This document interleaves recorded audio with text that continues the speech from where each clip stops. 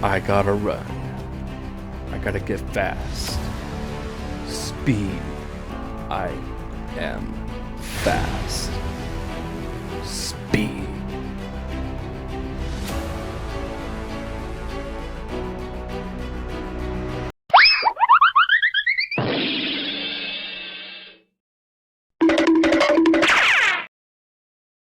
What is up, everyone? I'm Tyler Shelton. This is Coffee with a Beauty Reviewer. I am your friendly neighborhood coffee snob.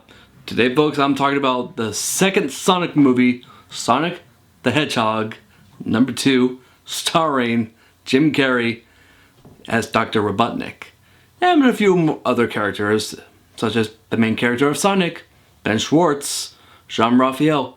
So annoying!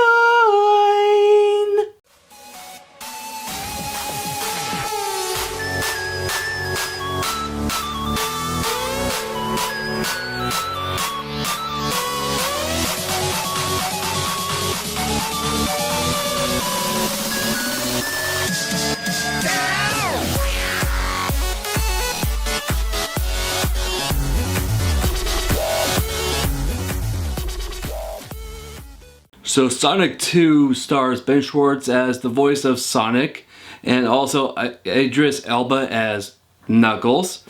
And you also got Jim Carrey playing the role as Dr. Robotnik for the second time.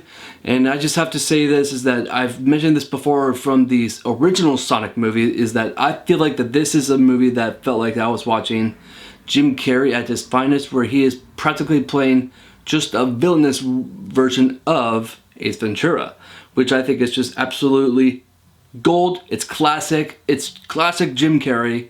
It never gets old, and I just really enjoy for what he does within this role, because like Dr. Eggman or Dr. Robotnik, he's a very famous villain in the world of video games, especially with the whole Sonic franchise, because like Dr. Robotnik is like the arch nemesis to Sonic, and the fact is that we got Jim Carrey to play him again.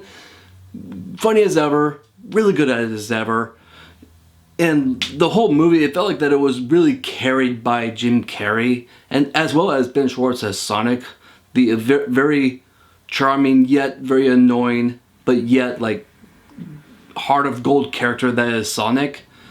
And so like I just really enjoyed just kind of like the lightheartedness. I really liked all the nostalgia. I really enjoyed everything that was kind of like fan servicey to this movie, because it really helped serve this movie very well.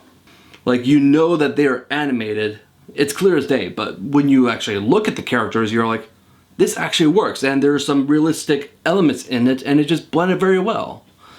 But I do have to mention is that I do think that some of the CGI in this movie is actually pretty dang wonky, especially like when you got the characters like Knuckles, Tails, Sonic, several Robotnik moments. Like, it was clear as day that it is full on CGI, but there were several moments when you see a character handle a piece of cloth or something. That's when the CGI just took me out of the movie, because like anything that was dealt with a piece of paper or a piece of cloth that was handled by one of the CGI characters, so bad. But it doesn't take away the whole entertainment value from this movie. So like, for instance, is that like there was a moment when Sonic was holding onto a piece of paper that would actually lead him to the MacGuffin of this movie, which is actually a compass that will lead him to the emerald that is like the main center point that is supposed to give ultimate power to whoever wields it. But without a doubt, like I really would have to say that this is definitely way better than the first one, because it felt like that they were listening to the feedback from the first one, is that they felt like that there was not enough Sonic. I mean, yeah, there was a lot of Sonic in it, but it felt like the human element was just kind of like covering up the good stuff. So I just really liked it that they did this with this one, is that it was actually more Sonic centered, like actual characters that we all want to see. Sonic, Knuckles, Tails. So like they are front and center. I really liked it that they just went full out on these characters. I mean, yeah, there were some human elements, such as with like the actor that is Cyclops and Jim Carrey. So like they were kind of like the more central human characters. But I do have to mention is that I do think that there was at least one moment in this movie that kind of ruined the pace of the movie, because like you're just getting like this adrenaline rush because there's like this amazing snowboard chase scene between Robotnik, Knuckles, and Sonic and Tails. So like you got this amazing adrenaline moment, and then all of a sudden you see the humans in Hawaii for a wedding, and it felt like that they just kind of like they just stopped. That's how it felt. But aside from like that whole wedding segment, I can understand why they wanted to do it. Just because they wanted to have some like humor in it, especially when it came down to like Cyclops mistaking an actual wedding ring with one of Sonic's rings. I can understand what they were trying to do there, but I felt like that they didn't need to do that. Because really that whole middle section of the movie, it really didn't serve a purpose for the story. There was just like this one subplot that just, it really didn't work for me.